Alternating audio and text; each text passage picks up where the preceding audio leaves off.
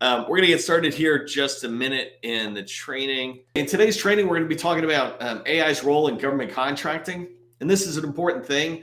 AI, it's an emerging technology, and it is the most, as far as I'm concerned, and I think this is pretty universally believed, it is one of the most impactful things to business, right? Forget about all the other ways in life, but one of the most impactful things in business, in my mind, since email or the computer, right? Those are revolutionary changes in the way we do business and what we're capable of doing. And I'm a process improvement guy. And so this kind of accelerates my ability to do the process correctly, the right thing, the right way, the right thing. What I'd like to talk about just getting started here is just to get us all on the same page that AI is a reality, right? I do get some people who come to my training, which I love, who aren't real believers of whatever I'm saying sometimes, right? They believe it at the end, but in the beginning, they're like, I don't know if a capability statement's important or knocking on doors is important or whatever it is, right? But you need to get behind this idea that AI is a reality. There is nothing about it that will go away. It will be part of our business. And so this is one of those changes that I would highly recommend you don't spend a lot of time debating whether you want to embrace it. Fully embrace AI into your business, AI into the way you sell, etc. 2024, I'm creating a training around creating a strategic plan for 2024, how to make sure you're lining up what you're going to do in 2024. AI will be part of that. And I want you to do that same thing, is create a proactive plan for adopting AI into your business at every level. I'm going to talk about 3 levels from a very high standpoint, but adopt AI fully in there and you will be at the leading edge instead of running behind everybody else saying, what's happening, right? And then the last thing I want you to keep in mind, and we'll dive into this in a whole particular section in today's training, is I want you to be the AI SME for your core competency. And what I mean by this is artificial intelligence is going to be everywhere. An example that I'll use a little later probably is with construction. How can AI help with construction? Of course, AI can help with all these soft skill things, professional services, IT. We all know and can see how AI is fitting in there. But AI can fit with road construction, with building construction. It can fit everywhere. And so you're a subject matter expert on your core competency. Now, what I'm recommending is you and your company become the AI subject matter expert for your core competency.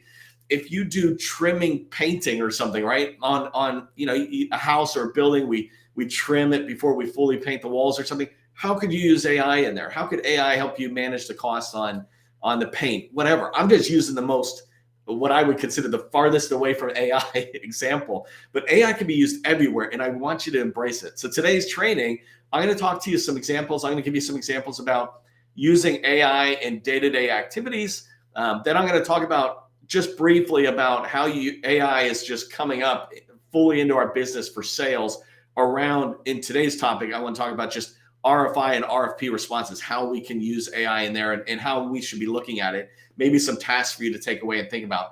And then the last thing, which is really the most important part for me, is what I just talked about, right? Is how can you include AI into your service offerings? And really quickly, before I come off this slide, and so I'm going to ask you a lot of questions so I can keep drinking water. I'm sick today.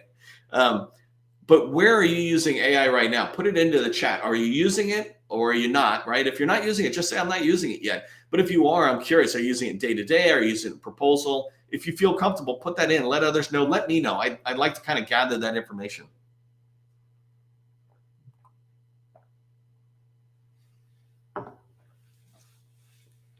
If you don't know who I am, my name is Neil McDonnell. I'm the president of the GovCon Chamber of Commerce, and I want to welcome you to my federal sales training where I provide tips for success in the federal market. I spent 20 years in the federal market as a small business owner, and since 2018, I've been teaching people like you that government contracting is not a secret. It's just a process. When we follow a process A to Z, we're going to have repeatable, predictable results, and that's what I want for you. That's why I come back. One thing I would like to encourage you to do, if you haven't done it, join 11,000 other people who are subscribers to our newsletter. We share a ton of valuable information about succeeding in the government contracting space, constantly putting out information about federal sales tips or about information about the agencies themselves to help you do research. So sign up for the newsletter. It's free subscription right here on LinkedIn, but sign up for that so you get all of our information when we put it out. I just put out an issue today that had like 10 different other pieces of really valuable content in there. And just before we get started, for those of you showing up a little bit later, I am sick today. I don't apologize for that, but I apologize for my voice. It might go up and down like I'm in puberty or adolescence, but just bear with me. The content will be good. The voice might be a little scratchy today. Okay, let's get started with using AI in day-to-day activities. One of the first things I just want to talk about is the way I use AI. And the way I use AI is going to evolve massively over 2024, right? It really has just come on the scene in 2023 from a worldwide perspective, all of us looking at it. But I like, and when I say AI, I'm talking about ChatGPT type tools. And there's many of them coming out. It's just an amazing amount of transformation that's happening so fast. But ChatGPT, one of my favorite things to use it for on a day-to-day activity, and it's something I encourage you to consider, is I use it as my Google. I used to go into Google, and if I'm trying to do something in Excel, I say, well, Excel, in Google, I would type Excel, how do I combine these two fields or something? Well, now I can go into ChatGPT and just type in a question, and it doesn't give me a bunch of results to have to go through to find the one that actually has the answer. It comes back and goes, here's the answer. Right? I'll show you in a second a couple of these. But then it goes, do this, Neil, do this, do this, do this. I asked it once about PowerPoint. Hey, I'm trying to do this thing on PowerPoint. How do I do it? And used to be in Google, I would have to go through all this different content to find the one that nailed it. Well, ChatGPT, as an example, comes back and just goes, oh, you can do that in PowerPoint. You do it this way. Here's how you add a picture and give it a frame or something. Do this, do this, do this, do this. And it gives me the steps, and it tells me which menu item to go to. It is perfect, right? So I encourage you to use it as a place to go and ask questions, right? Integrate it into your business. I don't know if I say this down below, but I consider ChatGPT as just an employee. I say please and thank you to it. I look at it as somebody who's on my team. I don't look at it like Excel. Excel, I see it as a dumb tool. Email, a dumb tool. AI is a smart tool who can help me. My job is to be the subject matter expert around anything I'm talking about. But the tool is phenomenal. So the second bullet I put here is use it to refresh your subject matter expertise memory. I'm an expert in several different things. One of the things is in LinkedIn. Arguably, I'm one of the most proficient users of LinkedIn in the federal marketing space, for sure, and in this sales world. But I'll still go back to ChatGPT and say, hey, I'm writing a post about this on LinkedIn, and I want to point out the values of LinkedIn somewhere. What I'm looking for is for it to just refresh my memory. Sometimes I call it a sounding board. I go to my colleague in another office and say, hey, I'm trying to do this thing. What are your top tips on this, right? I literally talked with somebody today about this training on my team and said, what do you think about this? Well, I can go to ChatGPT and do that same thing. Somewhere in here, hopefully I say this again and again, but ChatGPT, you shouldn't lift it and shift it, right? The idea is you shouldn't pick up whatever it does or any AI tool and say it's done. No, you're the expert. It's drafting stuff for you. And in this case, it's drafting some ideas for you. So I put down a couple of questions like, what questions should I ask a lawyer if I'm meeting with them to talk about joint ventures or teaming agreements, or I'm thinking about getting a lawyer and retainer? What might I ask them? And he'll say, well, look for references, ask them about this, ask them to show you a couple examples or something. Tell them, are they all in on GovCon or are they partly in on GovCon? Another one is, how can I decide if somebody's a good teaming partner? And so I'm not here to teach you how to use ChatGPT today, but give you examples of how I use it on a regular basis. If I'm meeting a teaming partner and I want to decide, and I teach this, right? So I know this particular topic, but you might ask it, hey, how can I decide what's a good criteria for measuring a teaming partner? And oh, by the way, ChatGPT, I'm a small business in the government contracting space looking for government contractors as teammates. It'll come back, right? It's going out, it's researching this stuff. And it's like Wikipedia. It's not designed to be the source. It's designed to be a reference. It's designed to be a tool in your toolbox. And some other things I have here, and I've done a whole training on this that somebody might put into the chat. But I've done training on how to use ChatGPT to create PowerPoints, how to use ChatGPT and any AI tool to create blogs or LinkedIn articles. This top 10 list, remember I said use it to refresh your SME. Imagine if you're a software developer, or SharePoint is my last business, and I know there's several SharePoint companies. But imagine if you want to write a quick LinkedIn post and or a white paper, whatever, but you you go into ChatGPT to remind yourself, to refresh your memory on, I want to migrate from SharePoint 2013 or whatever version on-prem, meaning at an agency, to online, right, to into the cloud. I want to sit there and say, hey, here's the top 10 things you should pay attention to. ChatGPT, give me an idea. And it'll give you 10 ideas. And what I like to do is say, give me 10 more, give me 10 more, give me 10 more. And of that 30 or 40 or 50 ideas, I begin to go, oh, yeah, this one was really important to the migrations I've done. You're using it to refresh your memory, to help you begin to shape things out. You're not using it the way I recommend, is you're not using it to just have it do your work for you. What's the point of you being the subject matter expert if ChatGPT is doing all the work, right? And then last one, summarize text into bullets. This one here, you can take a whole big bunch of text, and I've done that in a separate training, but I can take a text, 5, 10 pages or something, dump it into ChatGPT. I just copy and paste it, and I say, hey, summarize this for me, give me the top 10 most important bullets. Or I want to take this and put it into a PowerPoint presentation. I want to present this information. An example is the Army has a strategic plan, and it's ugly. It's just pure text. They didn't do any work to make it look good. Well, I can take it and say, put it in, give me 5 slides or 10 slides that I can present this to the industry, saying, here's what they're really saying. They didn't say it too prettily, but they said it meatily. So here's a better looking version of their strategy or something. That's summarizing text into bullets or into slides. And so AI can do all this on your day-to-day activity. Let me just show you really quick and pop back over here. And I just want to make sure I'm sharing the whole screen good. So I just want to give you a quick example here, right? If I sit there and say, I saw somebody put out an elevator post this morning, which is perfect. Rafa, who's in our community, I don't know if you're here today, Rafa, but somebody can tag her in here. But she did a post today about elevator safety around the holidays. But I might sit there and say, give me 10 bullets about, I'm typing at the bottom here, about, elevator safety for an infograph. And again, I'm sick, so I'm typing really slow. My brain's working slow.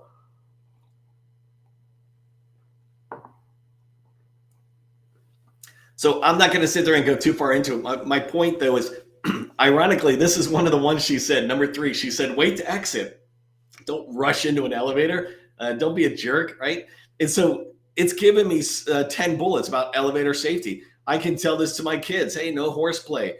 Understand what you do if there's a problem, if there's malfunction. This stuff is good. And then I can come back and say, give me more. And this is just what I meant, right? You can use this tool. I can quickly take this and use this tool as a way to create a LinkedIn post or an infograph. I can use this to go in and talk to the customer and say, hey, we can do elevator training awareness for your agency. I don't know if they do that, right? But that kind of idea there. Do me a favor in the chat and give me a second to drink another bit of water. But I've given you just a couple of ideas of how you can use AI day to day, right?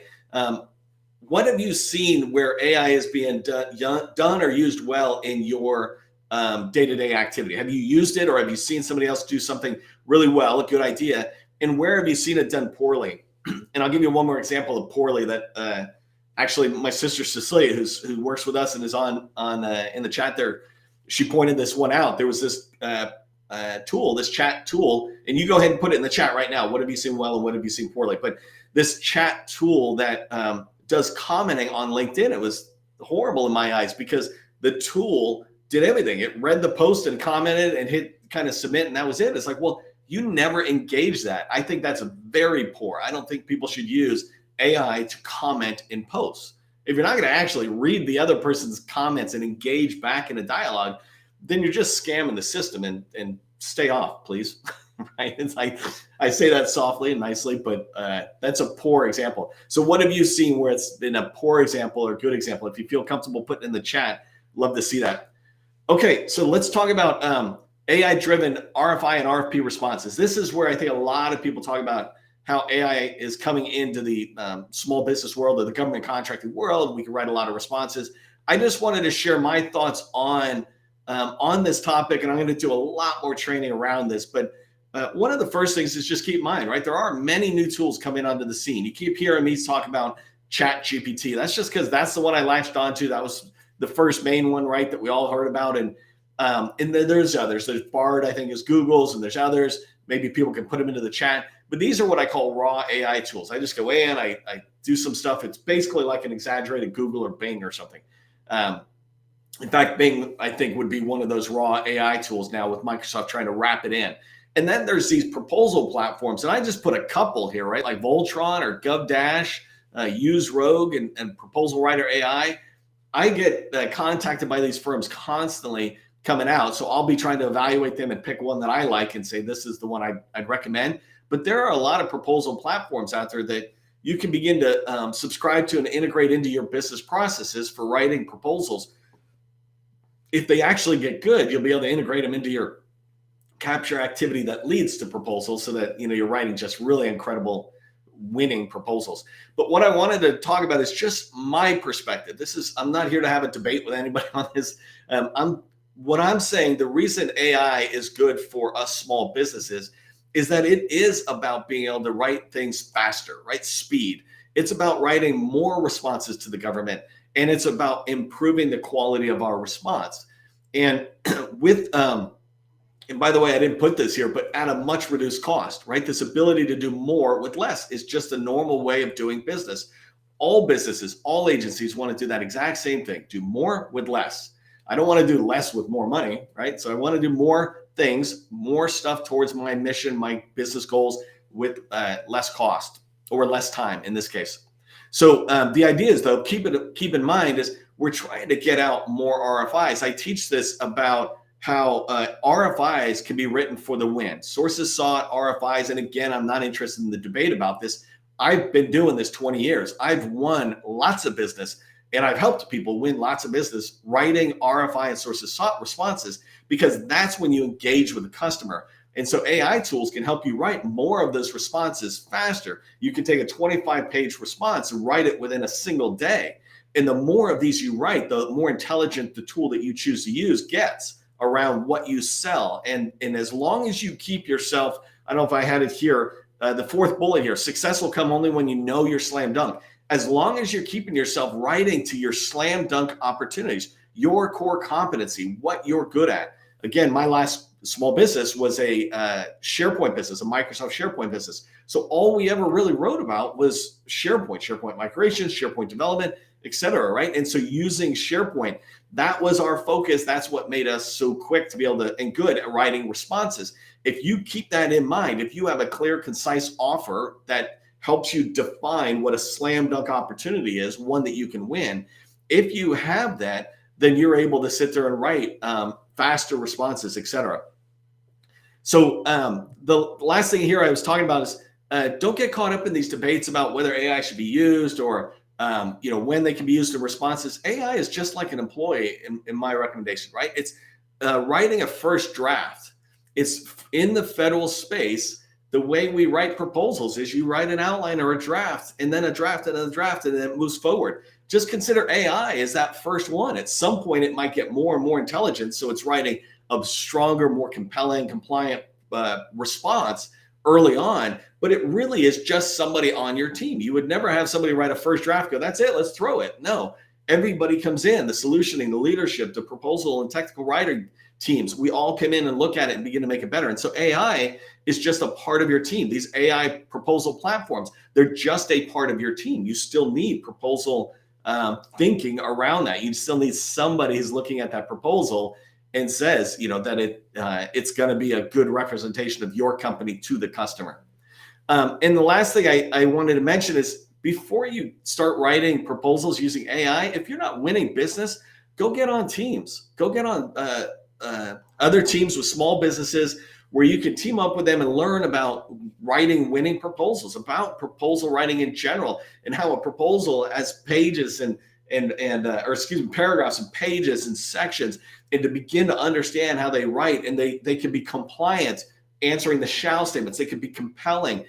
This idea of understanding how to make them compelling by having meetings with the customer and understanding truly where they're at before you start trying to write where they could go. Right? You need to know where they're at and the destination in order for them to take that journey. And so sometimes I think people look at these AI tools and go, oh, I can jump in and start writing faster. You sure can, but it doesn't mean you're going to win any faster. If you want to win faster, don't forget about the process of teaming up with other businesses and writing proposals with them. Okay, so let's wrap up about what I think is the most important thing is how to include AI in your service offerings.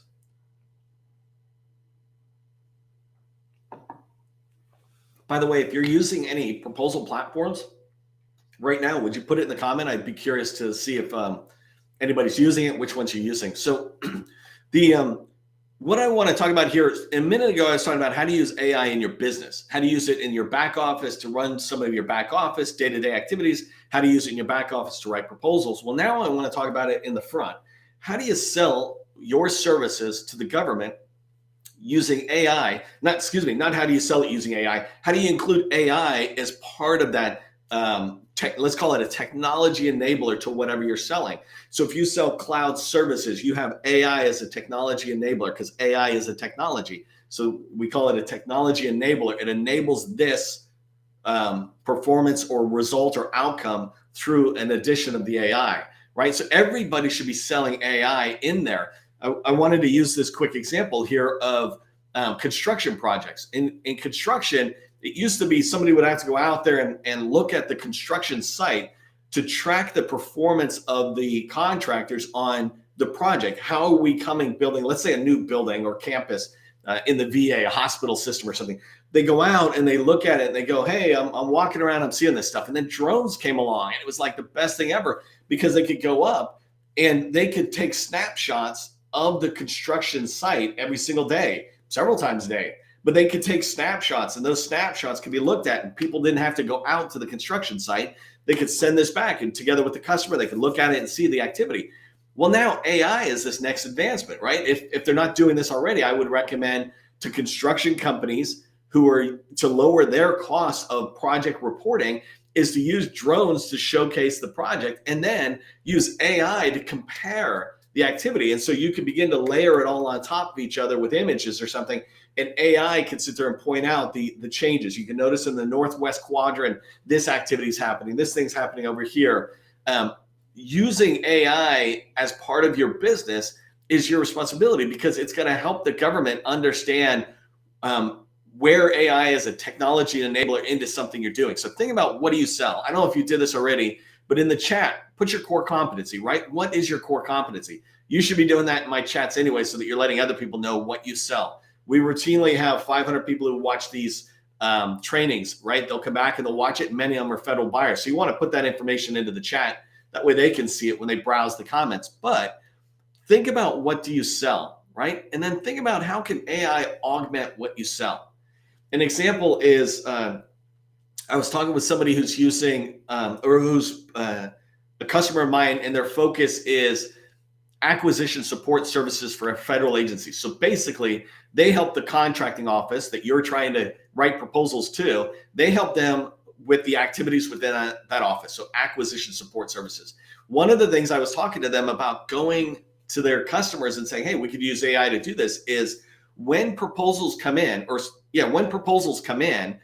what the government could do is just put them into an AI-driven system, right? However you want to say that, but put it into a system. Before any human looks at it, the AI looks at it and it flags the proposals for violations or compliant violations. So for example, if you're not supposed to use a font lower than 12, it notices that and says it. If the pages have to be 25, but there's 26, it notices it. The AI does not make the decision on the proposal at all. What happens next is all the proposals go to the KO to look at, but when they look at it, they see red, yellow, and green. These proposals are red, saying the AI is saying, we think these are non-compliant, should be chucked out, and here's why. And it helps the contracting officer go in fraction of the time to do that, right? And so it's this ability to reduce the amount of time it takes to look at it. Well, what do you sell? What could AI go in and begin to look at and improve? So if you look at this last section of bullets I have here, federal buyers, they want to reduce, especially contracting officers, right? Want to reduce waste, fraud, and abuse. And waste can be sometimes like unintentional waste. We're wasting hours here when we should be doing it here. Automation is a big solution to waste, right? Because automation can come in. If I'm spending 8 hours doing something manually that it can automate down to 1 hour, I just saved 7 hours of waste. And that can be a money savings, or those 7 hours can be shifted over where we can do something else. This is why they want to do it. And this is how you talk about AI as it relates to what you're selling. They want to execute on the mission faster and more effectively. How can you come in and talk about that, right? How can you come in and say, look, we could build this, the construction I was talking about, the construction projects, we can use AI to monitor the projects because we can identify risks faster. And we can also identify areas where, you know what, we can start working on this while this one is being addressed or something. So this ability to use AI, I can't say without talking to each one of you how AI would fit in, but I'm positive that if I looked at your business, it wouldn't take me but a few minutes to start having ideas of what about here? What about here? And so one thing I did put is go to ChatGPT or whatever tool you use and say, hey, how can I talk about using AI in construction services or elevator services, right? How can AI add value to what I sell? I was telling one of our customers who does elevator services, use AI to monitor the operation and maintenance of an elevator to reduce the cost of the maintenance in there. The government will like that. They'll be interested in that. If you can extend the life of an elevator before it needs to be replaced, they'll like that, right? And AI can begin to help you address that.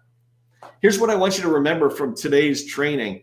The first thing is AI is here to stay, right? So fully embrace it. Bring it into your business on your day-to-day activities, as well as begin to think about it externally, right? The second thing is choose an AI tool to speed your responses. So those proposal platforms that are out there, these tools that are coming out, pick them. That's going to be a competitive advantage of whether you're using one of those tools. So begin to find one, evaluate a couple of the tools and go after them and start using them to respond to your core competency, your slam dunk opportunities. And the last thing is just begin to integrate AI into your sales offering. Think about how can I sit there and say, we sell this, and AI is a technology enabler that allows us to do more than our competitors is doing. So integrate AI into your sales offering. Hey, if you want to accelerate your growth into the federal market, that's what we do for our customers. I'd love to talk to you about it. Just go to govconchamber.com/workshop and you can apply over there and learn more about it. But for all of us, as you use AI in your tools, remember, government contracting, it is not a secret. It's just a process. I'll see you in the next training.